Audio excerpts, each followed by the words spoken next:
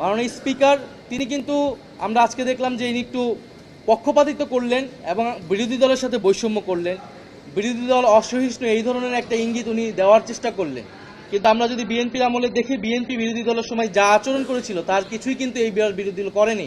আমরা একটা সংসদীয় একটা স্বেচ্ছাচারিতা দেখতে পাচ্ছি, সংসদীয় একটা স্বৈরতন্ত্র দেখতে পাচ্ছি সরকারের পক্ষ থেকে, যেখানে স্পিকার এবং সরকার দল তারা এককভাবে এই পুরা জিনিসটা পরিচালনা করছে সংসদ। এই মুহূর্তে আমরা একটা পর্যায়ে ওয়াকআউট করে সংসদ অধিবেশন থেকে আমরা বের হয়ে এসেছি প্রতিবাদ স্বরূপ, এবং আপনাদের সামনে আজকে কথা বলবেন সেই বিষয়ে বিস্তারিত আমাদের সংসদের সম্মানিত উপনেতা। তার আগে আমি জাস্ট 2 মিনিট একটু বলতেছি।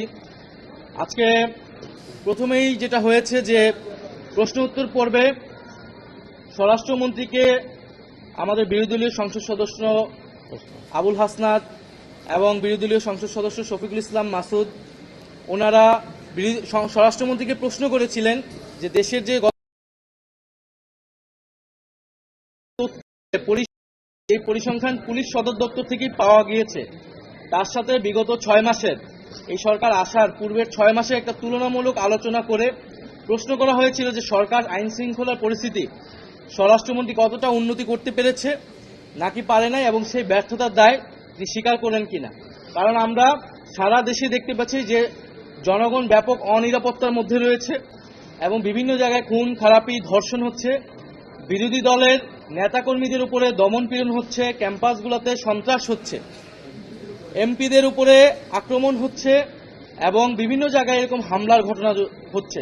অর্থাৎ বিরোধী দল এবং সাধারণ মানুষ সবাই কিন্তু দমন পীড়নের শিকার হচ্ছে। নগদ নিয়ে এলো হার না মানা হার অফার। সর্বনিম্ন 10,000 টাকা রেমিটেন্স নগদে পাঠালে থাকছে স্বর্ণের হার জেতার সুযোগ। এবং যে স্বাভাবিক নিরাপত্তা, সেই নিরাপত্তাটুকু কিন্তু নাই। এটা বিরোধী দলের কথা নাই, পুলিশ সদর দপ্তরের তথ্য বলেন, এটা বিভিন্ন প্রতিষ্ঠানের যে ডেটাগুলো এসেছে সেই ডেটাগুলো দিয়ে কিন্তু আমরা দেখতে পাচ্ছি 180 দিনের যে আইন শৃঙ্খলা, সেই আইন শৃঙ্খলার চিত্র। কিন্তু আমরা যখন সেই প্রশ্নটা করেছি, বিরোধী দলের সংসদ সদস্যদেরকে কিন্তু কটূক্তি করেছেন স্বরাষ্ট্রমন্ত্রী, এবং সেটার কিন্তু আমরা তখন তাৎক্ষণিক প্রতিবাদ জানিয়েছি এবং সেই শব্দ এক্সপান্স করার কথা বলেছি।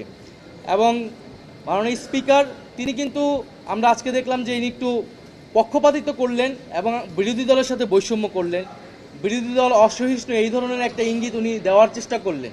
কিন্তু আমরা যদি বিএনপির আমলে দেখি, বিএনপি বিরোধী দলের সময় যা আচরণ করেছিল তার কিছুই কিন্তু এই বিরোধী দল করেনি। বরং বিগত 6 মাস আমরা সরকারকে সর্বাত্মকভাবে সহযোগিতার কথা বলেছি এবং করে এসেছি। কিন্তু যখন জনদুর্ভোগ এতটা পর্যায়ে গিয়েছে তখন জনগণের পক্ষে সে কথাটা কিন্তু আমাদেরকে বলতেই হয়। দ্বিতীয়ত, আমাদের যেই আজকে আইন সংক্রান্ত যে বিষয়টা এসেছে, জাতীয় মানবাধিকার কমিশন বিল এবং গুম প্রতিরোধ এবং প্রতিকার বিল সহ আরেকটি বিল, 3টি বিল আজকে উত্থাপনের জন্য আনা হয়েছিল। কিন্তু বিরোধী দলীয় নেতা বিরোধী দলের পক্ষ থেকে সেখানে বক্তব্য রেখেছেন এবং বলেছেন যে আমরা গণভোটের গণরায় এবং জুলাই সনদ বাস্তবায়ন এবং অন্তর্বর্তী করা সরকারের সময় যেই অধ্যাদেশগুলো ছিল গুরুত্বপূর্ণ সংস্কারের জন্য, তার মধ্যে অন্যতম হচ্ছে মানবাধিকার কমিশন এবং গুম প্রতিকার এবং গুম প্রতিরোধ।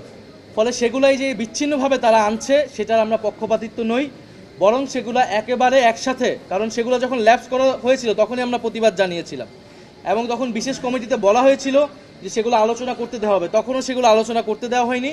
এখন সেগুলো বিচ্ছিন্নভাবে আনা হচ্ছে এবং পাশ করিয়ে নিজেদের মতো করে তারা আনছে এবং পাশ করিয়ে নিয়ে যাচ্ছে। ফলে সেটার প্রতিবাদ স্বরূপ আমরা একটা সংসদীয় একটা স্বেচ্ছাচারিতা দেখতে পাচ্ছি, সংসদীয় একটা স্বৈরতন্ত্র দেখতে পাচ্ছি সরকারের পক্ষ থেকে, যেখানে স্পিকার এবং সরকার দল তারা এককভাবে এই পুরা জিনিসটা পরিচালনা করছে সংসদ। ফলে সেটার প্রতিবাদ স্বরূপ আমরা বের হয়ে এসেছি এবং আমরা দাবি জানিয়েছি যে সংবিধান সংস্কার পরিষদ অবিলম্বে গঠন করতে হবে এবং তার মাধ্যমেই সংবিধান সংস্কার যেই দাবিগুলো ছিল, গণভোটের গণরায় বাস্তবায়ন করতে হয় এবং গুরুত্বপূর্ণ যে অধ্যাদেশগুলো বাতিল করা হয়েছে সেগুলা